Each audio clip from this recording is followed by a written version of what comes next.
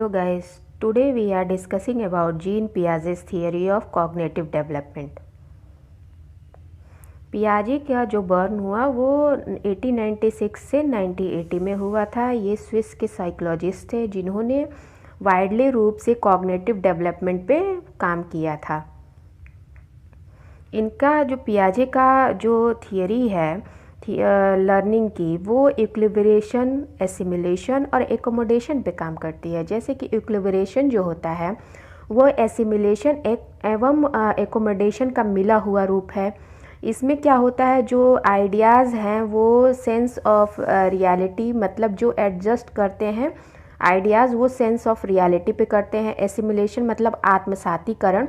इसमें क्या होता है, process of matching external reality to an existing cognitive structure. तो ये क्या कहलाता है कि जैसे कि एक एग्जाम्पल के थ्रू हम समझेंगे आगे की स्लाइड में। तो इसमें जो आत्मसातीकरण होता है, जैसे कि कोई भी आपको नॉलेज जिस रूप में दिया जा रहा है उसको उसी रूप में स्वीकार कर लेना। और एकोमोडेशन जो होता है समविष्टीकरण, जिसमें कि उस नॉलेज के बारे में हम खुद की एक थिंकिंग जनरेट करते हैं, उसको रीऑर्गेनाइज्ड करते हैं। देन उस जो थॉट होता है, जो नॉलेज होता है, उसको हम अचीव करते हैं। जो एग्ज़ाम्पल है लर्निंग का पियाजे का, उसको इस तरीके से समझेंगे, इस स्लाइड में शो किया गया है। इसमें क्या है कि एक जो डॉग है वो फर वाला है, जिसके कुछ हेयर्स हैं इसकी बॉडी पे, और एक जो है वो ऐसी प्लेन डॉग है जिसके पे कम बाल हैं। तो इसमें क्या है कि बच्चे को एक सिंपल और एग्जांपल लेंगे। जैसे इसमें क्या है कि बच्चे को ये एक फर वाले डॉग को दिखाएंगे, उसको बताएंगे कि ये इस तरीके से भौंकता है, इसके 4 पैर हैं, 2 कान हैं, 2 आँख हैं। इस तरीके से वो उसको देखेगा, उसके माइंड में कुत्ते को लेके एक थिंकिंग जनरेट हो जाएगी, एक थॉट जनरेट हो जाएगा, एक नॉलेज जनरेट होगा, उसको वो उसी तरह से अपने अंदर गेन कर लेगा। पर नेक्स्ट डे जब उसको बिना बाल वाले डॉग से मिलाया जाएगा तो उसको वो कुत्ते के रूप में नहीं लेगा, उसको वो कोई और जानवर समझेगा। तो ये क्या होगा कि जैसे कि उसको उसने उसी तरीके से लिया, तो वो आत्मसातीकरण, एसिमिलेशन उसको कहेंगे। जैसे कि जब उसको फिर से उसकी जब आवाज़ को सुनेगा, जो बिना फर वाला कुत्ता है उसकी आवाज़ को सुनेगा, और वो जब मैच करने की कोशिश करेगा कि कल जिससे वो मिला था, जो फर वाले कुत्ते से मिला था, उसकी भी आवाज़ उसी तरीके से थी, तो फिर वो एक नई थिंकिंग जनरेट करेगा अपने अकॉर्डिंग की जो बिना बाल वाले भी जानवर होते हैं उनकी भी आवाज़ कुत्ते जैसी ही होती है। जैसे कि एक और एग्जांपल हम लेंगे कि एक बालक को एक दिन कुत्ते से मिलाया गया, उसके भी 4 पैर, 2 आँखें, 2 कान, और उसकी जो आवाज़ है वो कुत्ते जैसी है। उसके बाद अगले दिन उसे बकरी से मिलाया गया, उसके भी 4 पैर, 2 आँख, 2 कान इस तरीके से हैं, लेकिन उसकी आवाज़ में जो है वो परिवर्तन है। तो इस तरीके से वो जो दोनों में डिफरेंसेस हैं वो इस तरीके उसके आवाज़ से लेगा वो, और उसको क्या कहेंगे, समविष्टीकरण, एकोमोडेशन, जो कि दोनों में डिफरेंसेस उसके आवाज़ से उसने निकाल लिया और उसको उस तरीके से उसने आत्मसात किया अपने एकोमोडेशन, अपने एक न्यू थिंकिंग के द्वारा। तो ये आप लोगों को समझ में आ गया गाइस। तो पियाजे के जो स्टेजेस ऑफ कॉग्निटिव डेवलपमेंट है, वो a child capacity to understand certain concepts is based on the child's developmental stage. तो जो पियाजे के कॉग्निटिव डेवलपमेंट हैं वो उनके जो अंडरस्टैंडिंग है, जो डेवलपमेंटल के जो उनके चाइल्ड्स के स्टेजेस हैं उस पर डिपेंड करता है। ठीक है, जो चाइल्ड के डेवलपमेंटल स्टेजेस हैं, तो वो नेक्स्ट स्लाइड में हम देखेंगे।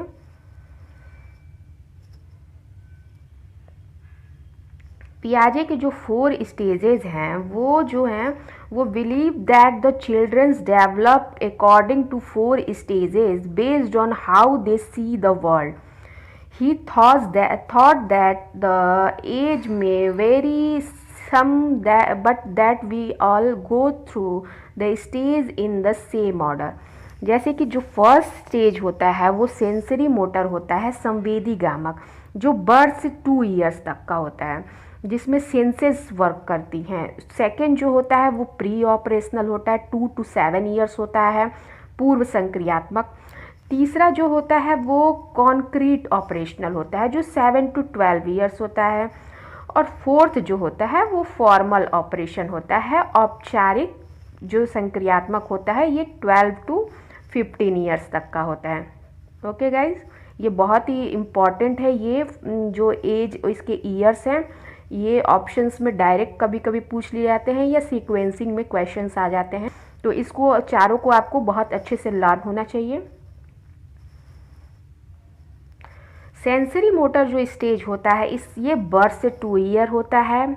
उसके बाद ये repeated change in C throughout, जैसे कि इसमें जो चेंजेज होते हैं वो थोड़ा फास्ट होते हैं। इसमें क्या होता है, ये explore the world through senses and motor activity. इसमें जो नॉलेज होता है वो जो सेंसेस और मोटर की मतलब जो संवेदी गामक जो उनके मूवमेंट हैं उसके द्वारा एक्सप्लोर की जाती हैं। इसमें early on baby can't tell difference between them self and environment. इसमें जो बच्चा होता है वो बहुत छोटा होता है, इसलिए वो इन्वायरमेंट और खुद के जो एक्टिविटीज़ उसमें तालमेल नहीं बैठा पाता और उसमें डिफरेंस नहीं कर पाता है। जो भी चीज़ें इन्वायरमेंट में घटित होती हैं उस पर डिफरेंसेस वो ज़्यादा सही से कर नहीं पाता। If they can't see something that it does not exist, वो जैसे ये समझता है कि जो चीज़ें वो नहीं देख पाता है अपनी आंखों से, क्योंकि वो छोटा बच्चा है, वो उतनी चीज़ें समझ नहीं पाता, उतनी चीज़ें ऑब्जर्व नहीं कर पाता। तो जो चीज़ें उनके नज़र में जो वो नहीं देखते हैं उनको वो अपने लाइफ में एग्जिस्ट ही नहीं करते, उसको वो समझते ही नहीं कि वो ऐसी कोई चीज़ है भी। Being to understand cause and effect, और ये थोड़ा बहुत कॉज एंड इफेक्ट जैसे कि किसी मतलब रोते हैं तो उनको खाना मिल जाता है या उनको दूध पीने को मिल जाता है, ऐसी चीज़ें जैसे वो कुछ जो उनकी कारण और उसके प्रतिक्रिया में जो भी इफ़ेक्ट होते हैं, जो भी प्रभाव पड़ते हैं उस पर थोड़ा सा ये निर्भर करते हैं। और can letter follow something with their eyes, और ये अपनी आंखों से कुछ चीज़ें जो हैं उसको फॉलो करते हैं और उस तरीके से वो कुछ चीज़ें रेपिटिशन इसके नेक्स्ट स्टेजेस में वो रेपिटिशन वो देखते हैं, जो उसको रिपीट करने वाली जो उनके में गुण होती है वो विकसित होने लगती है।